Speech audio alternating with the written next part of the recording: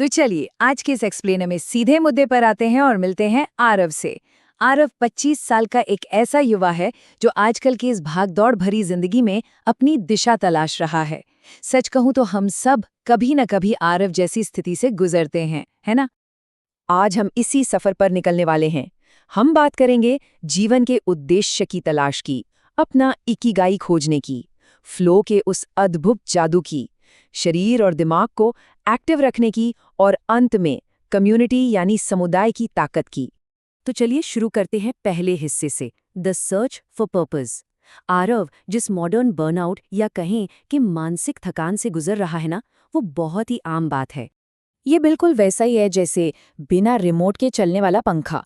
मतलब आपके पास एनर्जी तो कूट कूट कर भरी है, लेकिन कोई दिशा ही नहीं है, बस एक खालीपन है। इसी बेचैनी और दिशाहीनता से तंग आकर आरव पहुंचता है एक बेहद समझदार और अनुभवी इंसान के पास, जिन्हें सब प्यार से बाबा बुलाते हैं। और यहीं से शुरुआत होती है हमारे दूसरे चरण की, फाइंडिंग योर ट्रू इकिगाई। बाबा आरव को एक ऐसा कॉन्सेप्ट बताते हैं जो लिटरली जिंदगी को देखने का उसका पूरा नजरिया ही बदल देता है।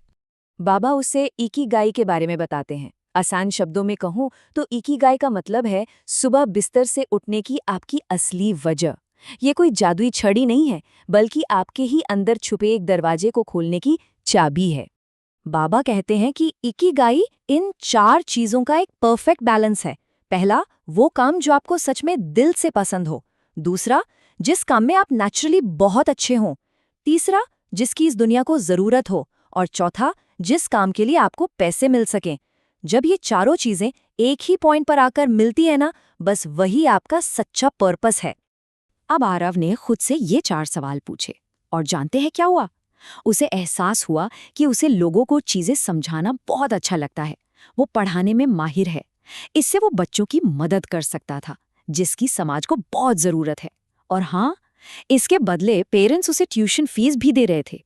देखते ही देखते उसने अपने उस छोटे से कमरे को एक शानदार ट्यूशन सेंटर में बदल दिया। अब आते हैं तीसरे हिस्से पर, द मैजिक ऑफ फ्लो। सफलता तो मिल गई, लेकिन आरव को जल्द ही काम का प्रेशर महसूस होने लगा।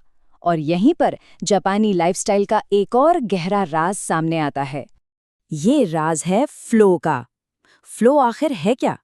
ये किसी काम में पूरी तरह से डूब जाने की वो स्थिति है जहां समय का अता पता ही नहीं रहता। सारा स्ट्रेस छूमंतर हो जाता है। आरव को इसका पहला अनुभव तब हुआ जब वो बस अपने कमरे में झाड़ू लगा रहा था।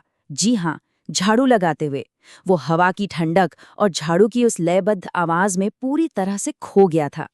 तो बात यह है कि खुशी सिर्फ किसी बहुत बड़े अचीवमेंट में नहीं है। चाय बनाना हो, पौधों को पानी देना हो, सब्जियां काटना हो, या फिर बस कागजों को समेटना हो, अगर आप पूरी तरह से उस पल में मौजूद हैं, तो ये रोजमर्रा के छोटे छोटे काम भी आपको फ्लो में ले जा सकते हैं। चलिए आगे बढ़ते हैं चौथे हिस्से की तरफ, मूविंग बॉडी एंड माइंड। अब ट्यूशन सेंटर तो चल पड़ा, लेकिन आरव को पीठ दर्द और थकान ने घेर लिया। बाबा को उसे एक और जरूरी सबक सिखाना था। बाबा ने उसे ओकिनावा के लोगों की लंबी उम्र का राज बताया। उन्होंने कहा, शरीर एक मशीन की तरह है, इसे रोज हल्की एक्सरसाइज से चलाते रहो। और दिमाग एक खूबसूरत बगीचे की तरह है, इसे हमेशा कुछ नया सीख कर हरा भरा रखो। मतलब एक एनर्जेटिक लाइफ के लिए फिजिकल और मेंटल दोनों तरह की फुर्ती बहुत जरूरी है। इसे सुनकर आरव ने कुछ बहुत ही सिंपल डेली हैबिट्स अपना ली, जैसे रोज 10-20 मिनट की वॉक, सुबह की हल्की स्ट्रेचिंग, नेचर से जुड़ने के लिए थोड़ी गार्डनिंग, और उसने बांसुरी बजाना भी सीखना शुरू कर दिया। उसे समझ आ गया कि एक्टिव बॉडी काम करने की एनर्जी देती है और एक्टिव माइंड उस काम को बेहतरीन तरीके से करने का पैशन। अब हम पहुंचते हैं अपने आखिरी और शायद सबसे इम्पॉर्टेंट पिलर पर, द पावर ऑफ कम्युनिटी। सेहत और सफलता दोनों होने के बावजूद आरव को कभी-कभी एक अजीब सा अकेलापन महसूस होता था। इस अकेलेपन का जापानी इलाज है मुआय। मुआय असल में जिंदगी भर साथ निभाने वाले दोस्तों का एक ऐसा ग्रुप होता है जो आपको इमोशनल सपोर्ट देता है, आपका स्ट्रेस कम करता है और हाँ, आपकी उम्र भी बढ़ाता है। ये एक ऐसा सेफ स्पेस है जहां आप बिना किसी जजमेंट के अपनी बातें, अपनी सुबह की कहानियां और अपने गहरे दुख बांट सकते हैं। बस फिर क्या था, बाबा की बात मानकर आरव ने अपना खुद का मुआय बनाना शुरू कर दिया। उसने बच्चों के पेरेंट्स को चाय पर बुलाना शुरू किया, वीकेंड्स पर अपने दोस्तों के साथ गेट टुगेदर करने लगा। धीरे धीरे उसकी वो अकेली जिंदगी एक बहुत ही प्यारे और सपोर्टिव परिवार में बदल गई। इस पूरे सफर के बाद आरव ने अपने स्टूडेंट्स के साथ दौलत के बारे में एक कमाल की बात शेयर की। उसने बताया कि जिंदगी में असल में 3 तरह की दौलत होती है, जेब की दौलत, दिमाग की दौलत और दिल की दौलत। और उसने एक बात कही जो सच में दिल को छू लेने वाली है, सच्ची दौलत जेब या दिमाग में नहीं बल्कि दिल में होती है। हम इंसान एक दूसरे के लिए ही तो बने हैं।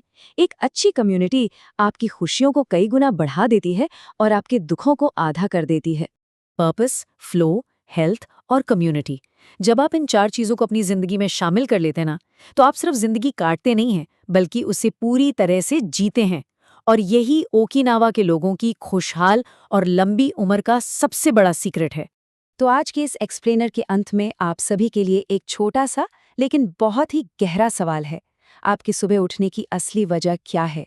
अपने अंदर की उस चिंगारी को ढूंढिए और मैं शर्त लगा सकता हूं कि वो आपके आगे के पूरे रास्ते को रोशन कर देगी। आज हमारे साथ इस चर्चा में शामिल होने के लिए बहुत बहुत शुक्रिया। अपना इकिगाई खोजते रहिए।